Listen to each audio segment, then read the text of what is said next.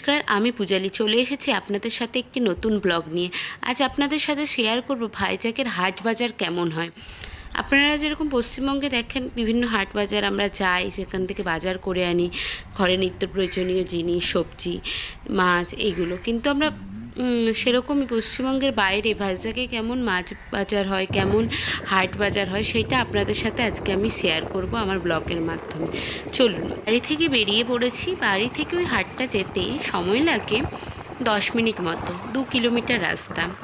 ওই হাটটা বুধবার বিকেলে ও রবিবার সকালে বসে। আমরা সাধারণত কোনো সময় বুধবার বিকেলেও যাই, কোনো সময় রবিবার সকালেও যাই।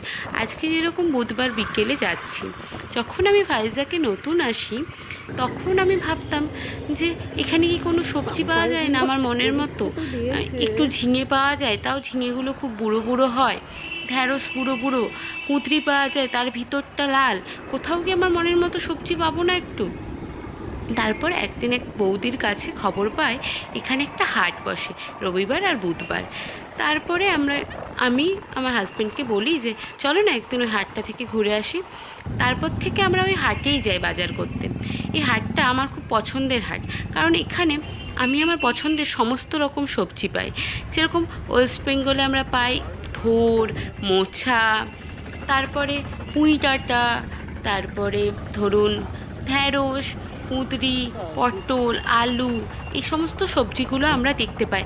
এমনকি আমাদের মানকচু, গেঁঠে আলু, বিভিন্ন রিজিয়নে যে কিছু কিছু ধরনের স্পেশাল সবজি থাকে সেগুলোও পাই। শাকের মধ্যে আমাদের ওয়েস্ট বেঙ্গলে যেরকম ভ্যারাইটি শাক আমরা পাই, সেরকম শাক এখানে আমরা হয়তো পাই না।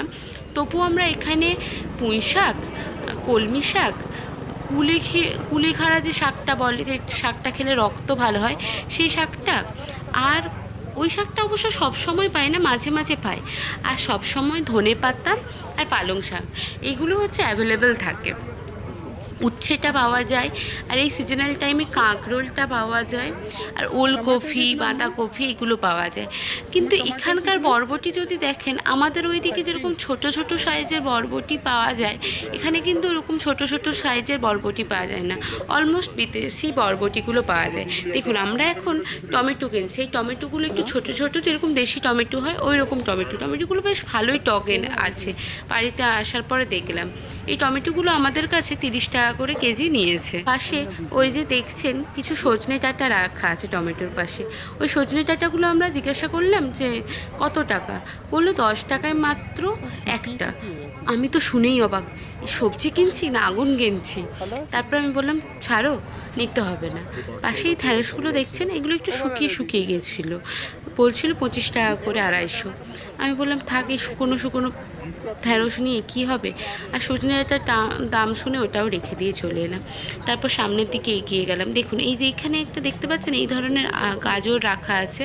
আরেকটা এরকম গাজরগুলো একটু বড় বড়, এগুলো বিদেশি গাজরের মধ্যেই পড়ে সাধারণত। তারপর সামনের দিকে এগিয়ে গেলাম, আর কি কি সবজি আছে দেখতে। এই যে মূলো পাওয়া যাচ্ছে, এখানে ভুট্টা পাওয়া যাচ্ছে। দেখুন, এই ভুট্টাগুলো এখানে সারা বছরই পাওয়া যায়, 10 টাকা 20 টাকা করে পিস নেয়, যেখানে যেরকম দাম নিতে পারে। আর এখানে দেখুন শাক, আলাদা করে এখানে শাক পাওয়া যায়। এখানে এই দেখুন কলা, আর এই যে থোর দেখছেন, এখান থেকে আমরা থোর নিয়েছি, 20 টাকায় 3খানা থোর দিয়েছে।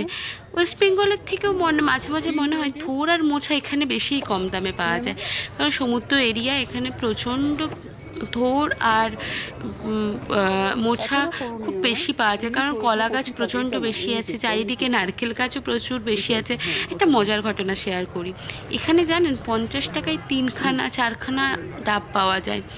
আমরা যেরকম ওয়েস্ট বেঙ্গলে কি 100 টাকাতে মনে হয় 2টো ডাব পেতেই অনেক কষ্ট হয়ে যায়, কিন্তু এখানে যদি আপনারা আসেন দেখবেন এখানে দেখুন, এখানে তাল পাওয়া যাচ্ছে, আর পাশে দেখুন কুলেখাড়া।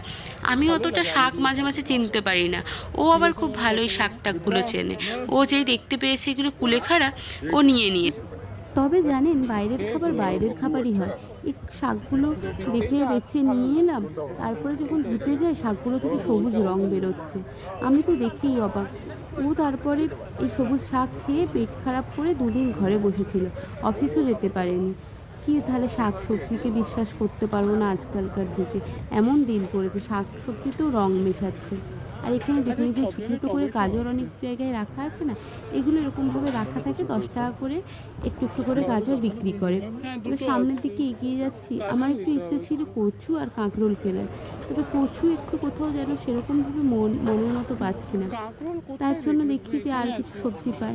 এখানে কাঁকরোলগুলো ভালো ছিল, কিন্তু কাঁকরোলের দাম শুনে আবার চলে এলাম। এইটুকুটু কাঁকরোল, এই যে পাশে যে কাঁকরোলগুলো দেখছেন, এই কাঁকরোলগুলো আমরা নিয়েছি। কাঁকরোলগুলো 10 টাকায়, এই 10 টাকায় 8 পিস মতো করে কাঁকরোল দিয়েছি। আর পাশে ওইদিকে যে কাঁকরোলগুলো দেখছিলাম, ওই কাঁকরোলগুলো একটু ফ্রেশ ছিল বেশি, কিন্তু ওই কাঁকরোলগুলো 80 টাকা করে কিলো বলছিল, একটু বেশিই দাম। ওই জন্য ওখান থেকে চলে এসে এখান থেকে আমরা কাঁকরোল নিলাম। কাঁকরোল নিয়ে বেরিয়ে গিয়ে সামনের দিকে দেখছিলাম কোথাও কিছু বেগুন টেগুন পাওয়া যায় কিনা। এখানে সারা বছরই বেগুনটা পাওয়া যায়, একটু ছোটো ছোটো সাইজের যে বেগুনগুলো হয় না, ওই বেগুনগুলো পাওয়া যায়, কিন্তু বেগুনগুলো এত পোকা হয় না, আর খেতেও ভালো লাগে না, যেন আমার খুব বেগুনে মনে হয় গলা চুলকোচ্ছে, হাত চুলকোচ্ছে, এরকম ফিল হয়। তাই বেগুন রেখে দিয়ে পাশে ঝিঙেগুলো দেখে ভাবলাম যে ঝিঙেগুলো ছোটো ছোটো আছে, খুব ভালো হবে, কিন্তু বুড়ো বুড়ো। এখানে একটাই সমস্যা জানেন তো, এই যে দেখুন ও মানকচু পেয়েছে, মানকচু নাকি এটা আপনাদের এরিয়াতে কি বলে দেখবেন, ওইটা পেয়েছে, নেওয়ার জন্য দেখছিল, তারপরে বললো ওইটা একটাই হচ্ছে 100 টাকা, তার জন্য রেখে দিয়ে আমরা চলে এলাম। আর এখানে ভালো, এই হাটের মাঝখানে আপনি সব কিছুই দেখতে পাবেন, চাল ডাল বিক্রি হচ্ছে, ঠাকুরের ধূপ বিক্রি হচ্ছে, সমস্ত কিছুই বিক্রি হয় এই হাটের মধ্যে। তারপরে এখানে এসে আমরা দেখলাম এখানে ঢ্যাঁড়সটা খুব ভালো ছিল আর কুমড়োটা খুব ভালো ছিল, ওই জন্য আমরা ভাবলাম এখান থেকে ঢ্যাঁড়স আর কুমড়োটা নিয়ে নেব। তারপরে এখানে পেয়ারা দেখতে পেলাম, পেয়ারাটা বলছিল 100 টাকা করে কেজি। আর এইখানে যে পেয়ারাটা, এখানে দেখুন এটা পেয়ারা নয়, এটা একটা আম, একদম গোল গোল সাইজের আম।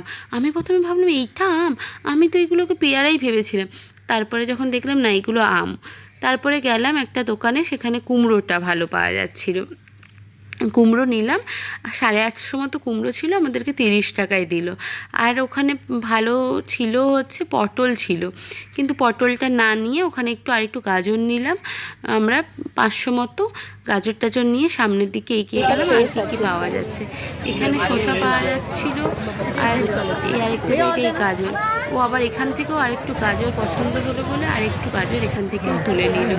কারণ দেখুন না, গাজরটা সবসময়ই লাগে, সকালে ব্রেকফাস্টে কী বানাবো, চাউমিন, গাজর লাগবে, সিমাইয়ের উপমা, গাজর লাগবে। তারপরে এখানে এসে দেখি নাশপাতি আমদানি হয়েছে, একটু নাশপাতি নিয়ে নিলাম, 1 কেজি 250 নাশপাতি 100 টাকায় দিচ্ছিল। তারপরে একটু এদিক ওদিক ঘুরছিলাম যে আপনাদের সঙ্গে কেমন হাট হয় এটা শেয়ার করার জন্য বললাম ওকে চলো একটু ঘুরে আসি। এদিকে দেখুন জামা কাপড় বসেছে, ওইদিকে দেখলেন না একটা জুতোর দোকান বসেছে। তারপর বাড়িতে নিয়ে এলাম, চলুন দেখুন বাড়িতে কী কী নিয়ে এসেছি। একটু আলু নিয়ে এসেছি, নাশপাতি নিয়ে এসেছি, আর পালং শাক এনেছি, গাজর, লেবু, ঢ্যাঁড়স আর টমেটো, ওই কুলেখাড়াটা আর থোড়, আর একটু কাঁকরোল নিয়ে এসেছি। এই বাজারটাই নিয়ে এসেছি। আর কি, চলুন আমি তাহলে এই সবজিগুলো গুছিয়ে নিই, আর আপনারা বলে যাবেন কেমন লাগলো ভাইজ্যাকের বাজার দেখতে, আর কি কি দেখতে চান ভাইজ্যাকের, আমাকে অবশ্যই কমেন্ট করে জানাবেন। নমস্কার, আজকের মতো এইটুকুই।